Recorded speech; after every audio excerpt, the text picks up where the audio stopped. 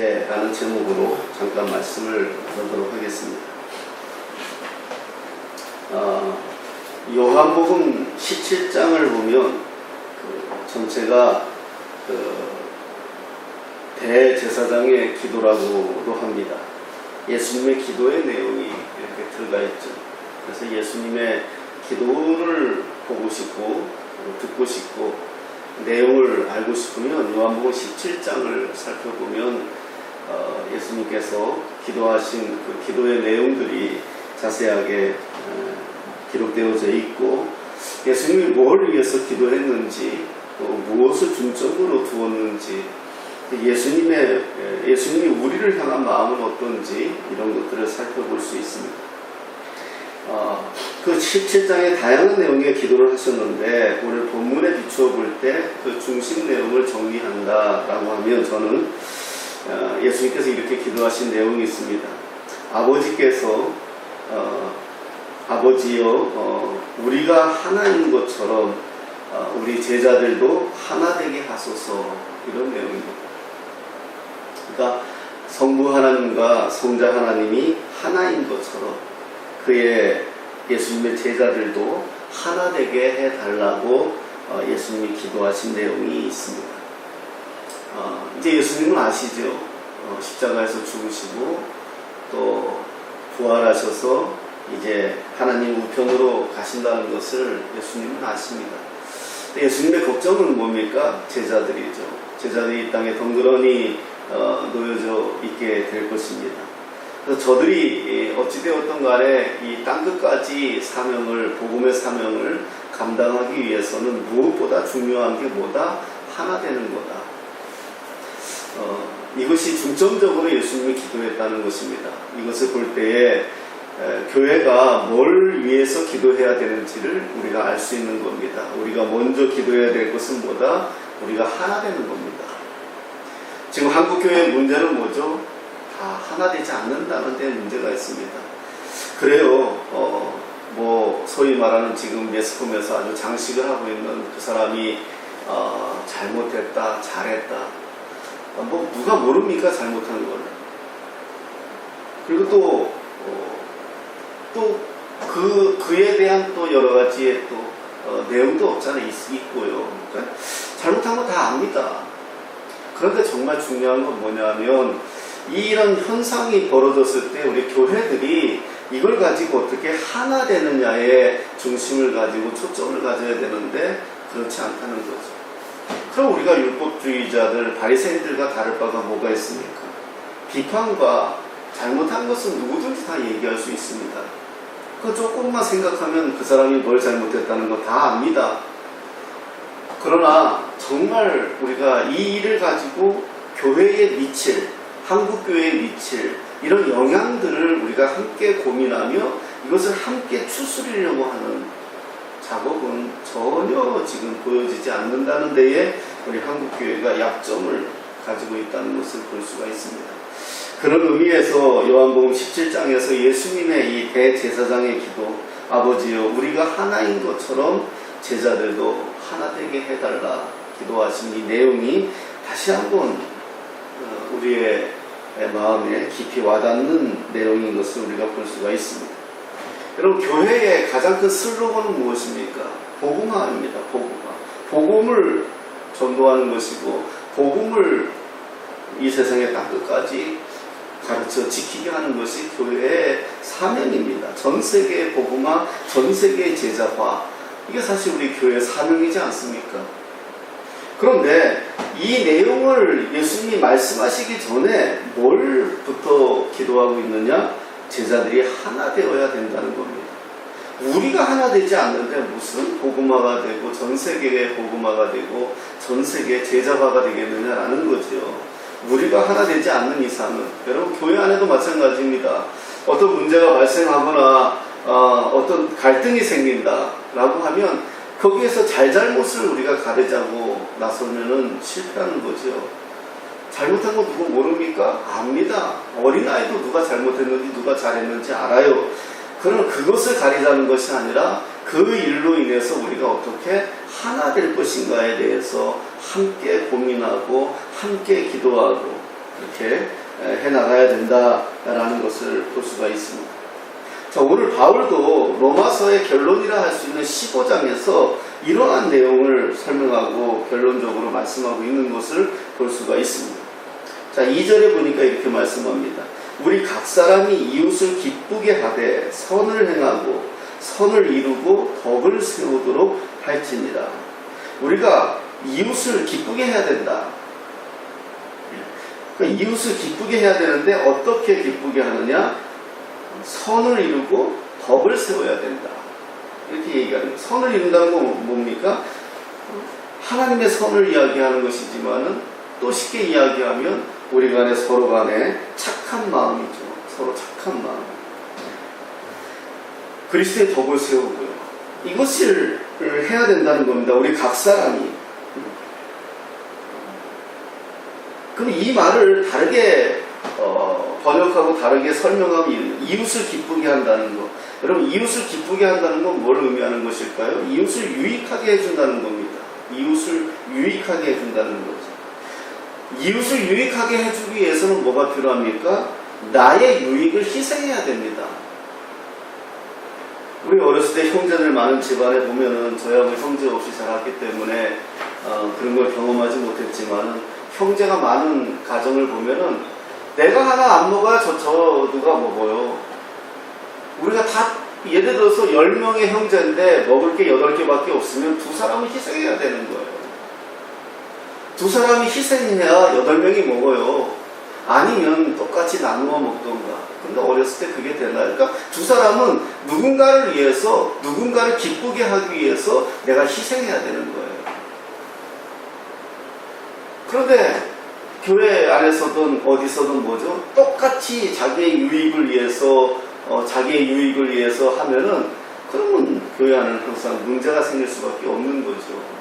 내가 먹고 싶어도 저 사람을 위해서 내가 참아줄 수 있는 거, 내가 가지고 싶어도 저 사람을 위해서 내가 참아줄 수 있는 거, 이게 이웃을 유익하게 하는 거거든요.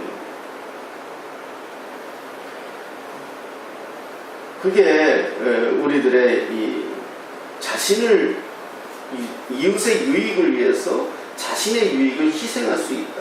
자, 이걸 어떻게 이렇게 할 수 있느냐? 이게 1절입니다. 1절에 이렇게 말씀하죠. 믿음이 강한 우리는 마땅히 믿음이 약한 자의 약점을 담당하고 자기를 기쁘게 하지 아니할 것이라. 아멘. 믿음이 강한 자가 마땅히 믿음이 약한 자의 약점을 담당해 주라는 거예요. 교회 안에서도 교회에 좀 오랫동안 교회 다니고 그 교회에 충성하고 사랑한 사람하고 이제 막 교회 온 사람하고는 다르거든요. 근데 교회 안에서 어떤 게 뭐 똑같은 게 이렇게 나누어 주어야 될 상황이 되었다. 그럼 교회 오래 다닌 사람이 이제 교회 얼마 온 지 안 된 친구에게 양보해 줘야 되는 거예요. 그게 뭐죠? 믿음이 강한 우리는 마땅히 믿음이 약한 자의 약점을 담당해 주는 거예요. 그래서 신앙이 좋다는 것은 무엇입니까? 신앙이 좋다는 것은 내가 뭐 방언을 하고 뭐 신기한 은사를 체험하고 뭘 하고 내가 귀신도 쫓고, 그거는요 예수의 이름이면 다 해요. 어린아이도 예수의 이름이면 다 해요. 귀신 예수님의 이름으로 쫓으면 돼요. 그 예수님이 하시는 일이에요. 정말 신앙이 좋은 사람은 어떤 거죠? 신앙이 약한 사람을 담당해 주는 거예요. 감당해 주는 거예요. 그래서 신앙이 약한 사람을 위해서 내가 희생해 줄 수 있는 거예요. 바로 그것이 대표적인 예가 우리 주 예수 그리스도 아니겠습니까? 여러분, 예수님은 하나님이십니다. 십자가에서 그를 못 박는 자들을 향해서 예수님은 어떤 방법이든지 간에 그들을 보복할 수 있습니다. 그들을 정말 혼낼 수가 있습니다. 천군 천사를 동원해서 예루살렘을 쓸어버릴 수도 있습니다. 그런데 어떻게 하죠? 참는 겁니다. 참아주시는 겁니다. 그게 신앙이 좋은 거죠. 믿음이 좋은 거죠. 예수님이 그 모범을 우리에게 보여준 거 아니겠습니까? 신앙이 좋다. 믿음이 좋다. 우리가 신앙이 좋다는 것이 결국은 전도하고, 우리가 믿음이 좋다는 것이 결국 전도하고 사람들에게 복음을 전하는 것이 무슨 의미입니까? 그것은 나만 구원받을 수 없다는 것을 알게 된 거 아니겠습니까? 그래서 내가 이제는 남을 기쁘게 하기 위해서 나를 희생하는 게 전도이지 않겠습니까? 내가 너무 이게 좋으니까 내가 너를 위해서 희생하는 게 전도예요. 나를 기쁘게 할 수는 없다. 자기를 기쁘게 하지 아니할 것이다. 믿음이 강한 사람은 어떤 사람이다? 자기를 기쁘게 하지 아니한다. 누구를 기뻐한다? 다른 사람. 우리 선교사님들도 보십시오. 선교사님들도 해외 나가서 수고하십니다. 참 오지에 가서 선교하시는 분들도 있습니다. 자기 희생이잖아요. 자기 유익을 구치 않는 거거든요. 나의 유익을 위해서 나간 게 아니잖아요. 자녀들의 교육 환경이라든가 여러 가지 상황이 있지만 내가 희생하는 거거든요. 내가 헌신하는 거거든요. 왜? 저들의 유익을 위해서 복음을 받아야 되니까, 복음을 들어야 되니까. 여러분, 이런 것이 뭐다? 믿음이 좋은 거예요. 여러분, 오늘 또 바울 서신을 보고 있지만, 로마서를 보고 있지만, 바울이 뭐라 그랬습니까? 저들이 구원받을 수만 있다고, 자기들이 형제를 예수를 대척하고 저들이 예수의 구원에 밖에 나가 있는 저들을 바라보면서 안타까워하면서 무슨 걸 얘기합니까? 저들이 구원만 받을 수 있다면 나의 생명책에서 내 이름이 지워지더라도 저들이 구원만 받을 수 있으면 이게 희생이잖아요. 믿음이 강한 사람은 어떻다? 믿음이 약한 자의 약점을 담당해 주는 거거든요. 모세가 그러지 않았습니까? 모세도 하나님 앞에 원망하고 믿음이 약한 자들이 하나님을 원망하고 돌이키려고 하고 다시 돌아가려고 하고 그들을 향해서 하나님이 채찍을 들으려고 하자 뭐라고 하십니까? 하나님, 내가 생명책에서 내 이름이 제하질지언정 저들은 구원해 주셔야 됩니다. 믿음이 강한 사람이 믿음이 약한 사람을 담당해 주는 거예요. 제가 오래전에 부산에서 사역할 때 교회에 장로님이 계셨어요. 이 장로님이 정말 좋은 분이세요. 신앙도 좋고요. 정말 좋은 분이고 교회에 보면은 참 솔선수범하고 어디 갈 때 보면 제가 전도사 때인데 보통 교회 어디 가면 전도사가 운전하지 않습니까? 그런데 장로님이 자기가 계실 때는 자기가 운전하려고 하시고 이랬던 분이에요. 근데 이분의 약점이 있어요. 이게 뭐냐면 술 드시는 거예요. 술. 매일 술 먹고 그런 분은 아닌데 한 번씩 술을 좀 드세요. 근데 어떤 일이 발생했느냐, 교회 안에 이 선하고 인자하신 이 장로님이 술 드시고 이렇게 속된 말로 해롱해롱해서 집에 오는 것을 교회 나온 지 얼마 안 된 성도가 본 거예요. 그러니까 충격을 받은 거예요. 이 새로운 성도가. 자기 교회 장로가 그렇게 교회에서 기도도 잘하시고 그렇게 섬기고 사랑하고 애쓰는 그분이 그 평상시에 존경하는 마음을 가졌는데 그 술에 취해서 이렇게 집에 들어오시는 모습을 가는 모습을 보면서 상처를 받은 거예요. 시험이 든 거죠. 그래서 그 얘기를 저한테 하는 겁니다. 그 성도가. 그래서 그 장로님을 뵙고 대화를 좀 나누자 그래가지고 국밥 한 그릇 먹으면서 그 얘기를 했어요. 정말 놀라운 게 뭔지 아십니까?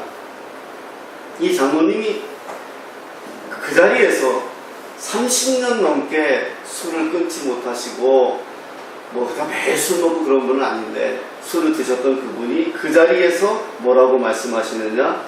제가 술을 끊겠습니다. 내가 잘못했습니다. 그거는 들켜서 전도사가 앞에서 말을 하니까 자기가 들켜서 부끄러운 마음에 하는 말이 아니라 정말 그 마음속에 뭘 발견했냐면 그 어린 성도가 상처를 받고 신앙에 대해서 고민하고 있다는 소리를 듣고 이분이 회개를 하는 거예요. 여러분, 이게 뭐다? 믿음이 강한 자가 믿음이 약한 자의 약점을 담당해 주는 거예요. 그리고 끊으셨어요. 얼마나 귀한 일입니까? 그럼 믿음이 좋다는 거는요, 뭐죠? 나 혼자 믿음 고고하게, 도도하게, 내가 귀신을 쫓아내고, 내가 며칠 금식을 하고, 내가 뭐를 하고, 여러분, 이런 것도 중요하지만 정말 중요한 건 뭡니까? 누군가의 믿음이 약한 자의 약점을 위해서 나 자신을 희생할 수 있는 거, 나 자신을 죽일 수 있는 거, 이게 믿음이 강한 거예요. 믿음이 좋은 거예요. 믿음이 강한 우리는 마땅히 믿음이 약한 자의 약점을 담당하고 자기를 기쁘게 하지 아니할 거다. 믿음이 좋은 사람은 어떤 사람이다? 자기를 기쁘게 하는 사람이 아니라는 거예요. 우리는 자기를 기쁘게 하려고 신앙생활 하잖아요. 내가 기뻐야 신앙생활 한다고 이야기하잖아요. 내가 슬픈데 무슨 신앙생활 하느냐고. 내가 힘든데 무슨 신앙생활 하느냐고. 그럼 믿음이 없는, 믿음을 모르는 거예요. 하나님을 모르는 거예요. 마땅히 약한 자의 약점을 담당하는 믿음, 직구의 믿음이지 않겠습니까?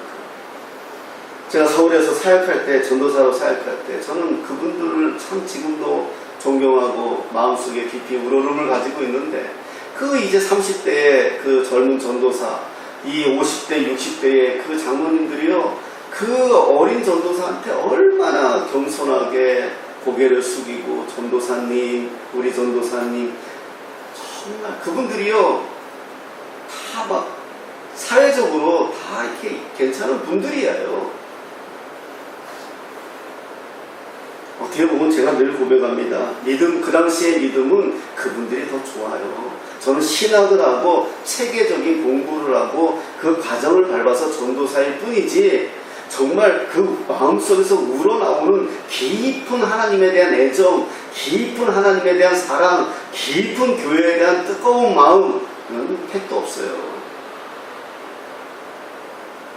그런데도 늘 보면 고개를 숙이고, 늘 보면 존중을 하고, 제가 오늘 페이스북에 SNS에 그런 글을 썼죠. 이 시대의 비극은 뭐다?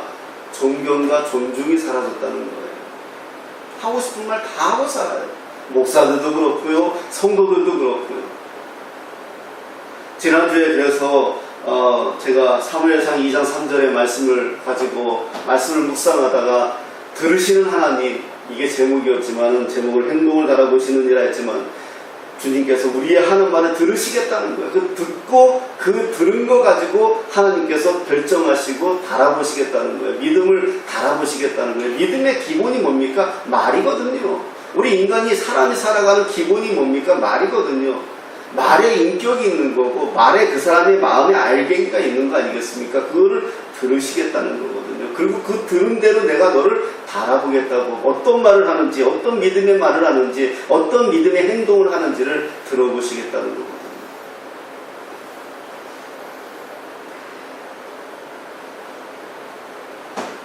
믿음이 좋다는 것은요, 상대방의 신앙을 위해서 자신을 희생할 수 있는 사람입니다.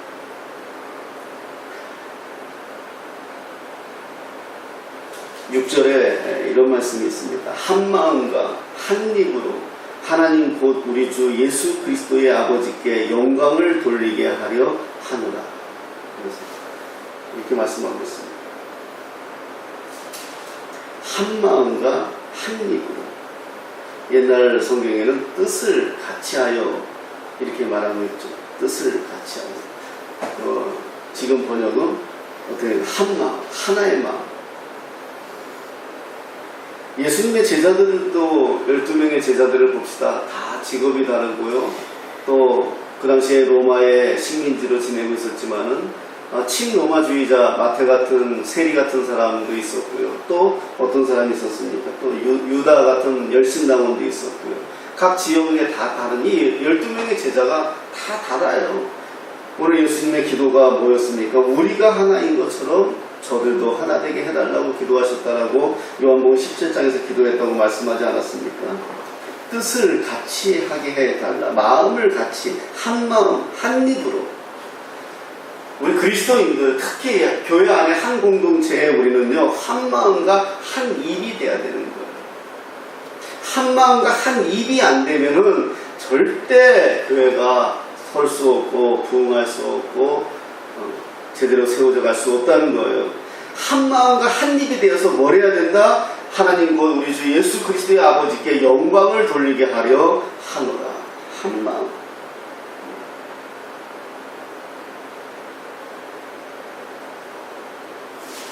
4절 5절에 이렇게 말씀하고 있습니다. 4절 5절에 무엇이든지 간에 무엇이든지 전에 기록된 바는 우리의 교훈을 위하여 기록된 것이니 우리로 하여금 인내로 또는 성경의 위로로 소망을 가지게 함이니라. 이제 인내와 위로의 하나님이 너희로 그리스도 예수를 본받아 서로 뜻이 같게 하여 주사. 이렇게 말씀하고 있습니다. 인내와 위로의 하나님. 여러분, 우리가 약한 자, 믿음이 약한 자의 약점을 담당할 수 있는 힘은 뭐다? 바로 인내와 위로의 하나님. 인내와 위로의 하나님. 이걸 경험한 사람들입니다. 여러분, 자식 키우는 것도 참지 못해요. 인내하지 못하면 못 키워요. 자기 뱃속에서 나온 자식도 인내하지 못하면 정말 키우기 어려워요. 자기 뱃속에 나온 자식도 누군가의 위로를 받지 않으면 견딜 수 없어요. 남편의 위로를. 세상 사람들은 남편의 위로를 받으려고 하고요. 주변 사람들의 위로를 받으려고 하고요. 부모의 위로를 받으려고 하고 그러지 않아요? 자식 키우는 게 힘드니까요. 근데 우리 그리스도인들은 그렇지 않지 않습니까? 인내와 위로의 하나님이 너희로 그리스도 예수를 본받아 서로 뜻이 같게 하여 주사. 뜻이 같게 하여 주사. 이 말은 무슨 말입니까? 마음이 같게 해달라는 거죠. 우리의 마음이 같이. 오늘 말씀을 보면서 한국교회를 위해서 많이 기도할 수밖에 없었습니다. 우리 한국교회가 마음이 같아지기를 정말 예수님의 이름으로 축복합니다. 우리 교회들이 마음이 정말 같아지기를 예수님의 이름으로 축복합니다. 정말 주님이 원하는 게 그 마음이 아닐까.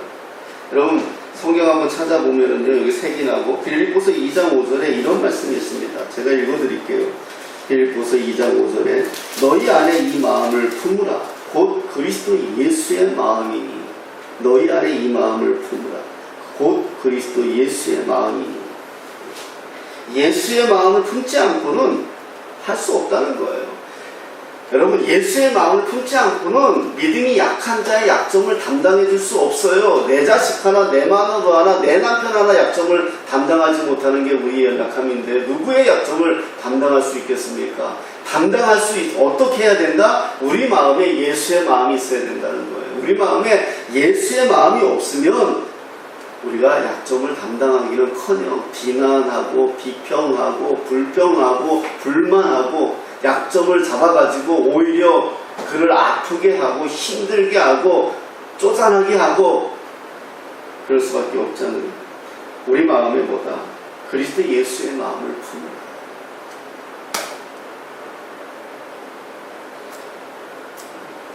오늘 내용의 말씀의 내용을 준비하면서 그런 생각을 해봤어요. 결혼 초기, 또 제가 신학교 다니는 초기, 제 성격, 제 성향 그렇게 만만치 않았습니다.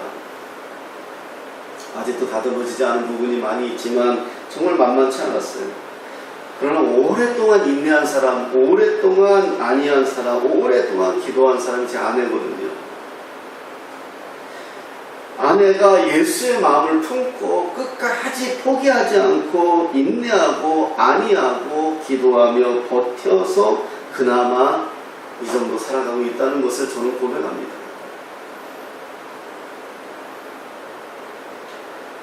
누군가가 그래야 됩니다. 여러분의 가정에서도 마찬가지입니다. 믿지 않는 남편, 믿지 않는 자식들, 아니 여러분의 직장에서 여러분을 힘들게 하는 상사, 또 동기들, 그들을 어떻게 해야 됩니까? 정말 힘들고 지치게 할 때 있지 않습니까? 진짜 직장을 그만둬야 되나 말아야 되나 하루에도 수십 번 생각이 들 때가 있지 않겠습니까? 그때 저와 여러분들의 마음에 뭐가 있어야 된다? 그리스도 예수의 마음이 있어야 된다는 겁니다. 그 마음을 품어야 된다는 겁니다. 그리고 그를 향하여 기도할 수 있다는 것, 그를 향하여 바라볼 수 있다는 것, 하나님의 손길이 필요하다는 것을, 그게 뭐다? 믿음이 강한 사람이 믿음이 약한 자의 약점을 감당하는 거예요. 15장 7절에 이런 말씀이 있습니다. 그러므로 그리스도께서 우리를 받아 하나님께 영광을 돌리신 것 같이 너희도 서로 받으라라는 말을 씁니다. 이 받으라라는 말은 여러 가지의 내용이 포함되어 있는데 영접해라, 용납하라, 또 용서해라 이런 의미가 다 포함되어져 있는 겁니다. 영접해라, 용납해라, 용서해라.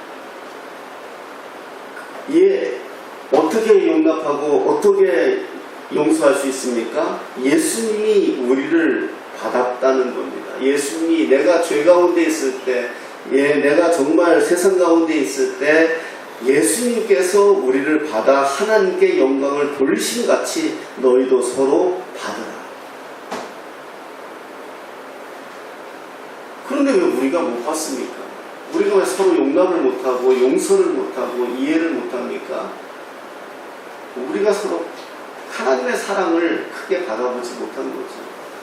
큰 사랑을 받아본 사람은 작은 사랑 베풀어요. 작은 사랑 베풀거든요. 내가 아직 주님의 큰 사랑을 받아보지 못했기 때문에 사람의 약점을 가지고 이용하고 사람의 약점을 가지고 헐뜯고 내가 아직 주님의 큰 사랑, 내 약점, 정말 죽을 수밖에 없는 내 약점, 이 죄성, 제 가운데 있었던 나를 위하여 십자가에서 살찌고 피 흘려 돌아가신 예수 그리스도의 그 십자가의 보혈을 경험한 자라면 그 약점 가지고 장난칠 수 없죠. 오히려 믿음이 약한 자의 약점을 감당하려 하는 거죠. 주님께서 우리를 그렇게 하신 것처럼 너희도 서로 받으라 이렇게 말을 합니다. 사랑하는 우리 꿈꾸는 교회 지체들이요, 어느 자리 어느 곳에 있어도 예배 자리에 함께하는 우리 지체들이요, 저와 여러분들이 믿음이 강하다는 것은 무엇을 의미합니까? 믿음이 약한 자를 감당해 주는 겁니다. 우리가 비록 적은 수의 소수지만은 또 우리 가운데 또 약한 부분이 가지고 있는 분들도 있을 것입니다. 그것을 발견했을 때 그것을 위로해주고 격려해주고 싸매주고 만져주고 위로해주고, 이게 교회입니다. 누가 잘못하는 거 다 알아요. 목사가 잘못하는 거 다 알아요. 성도가 잘못하는 거 다 알아요.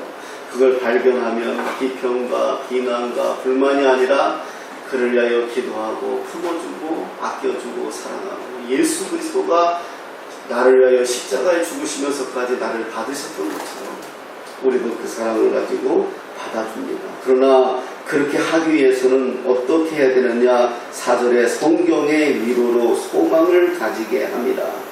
우리로 하여금 인내로 또는 성경의 위로로, 우리가 그리스도 안에서의 인내와 하나님 말씀의 그 위로가 우리 안에 소망이 될 때에 이런 일을 감당할 수 있는 것입니다. 그래서 우리가 예배의 자리로 나오는 거고요, 우리가 예배 드리는 거고, 말씀 안에서 우리가 주님 앞에 무릎을 꿇는 것입니다.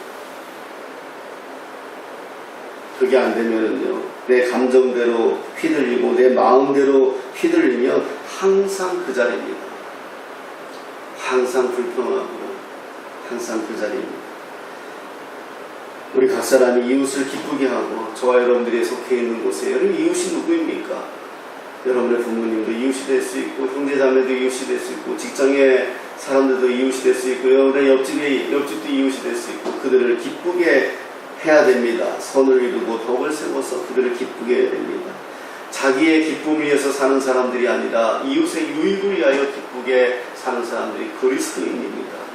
우리가 이 땅에 지금 이런 비극과 어려움을 경험하면서 우리가 비판과 비난보다도 그들을 사랑하고 품을 수 있는 저와 여러분 되시기를 예수님의 이름으로 축복합니다. 지금 또 태풍으로 인해서 어떻게 또 지나갈지 참 어려운 마음이 드는데, 가뜩이나 수해 때문에 아파하고 있는 이 백성, 이 민족이 또다시 이런 어려움을 경험하고 있습니다. 정말 하나님 앞에 엎드려 기도해야 될 때이고, 회개하며 죄를 뒤집어쓰고 정말 이 땅을 위하여 기도해야 때가 아닐까 정말 생각이 듭니다. 무사히 잘 지나갈 수 있도록 시간이 허락될 때마다 기도해 주시고요, 또 승리하시는 저와 여러분 되시기를 예수님의 이름으로 축복합니다.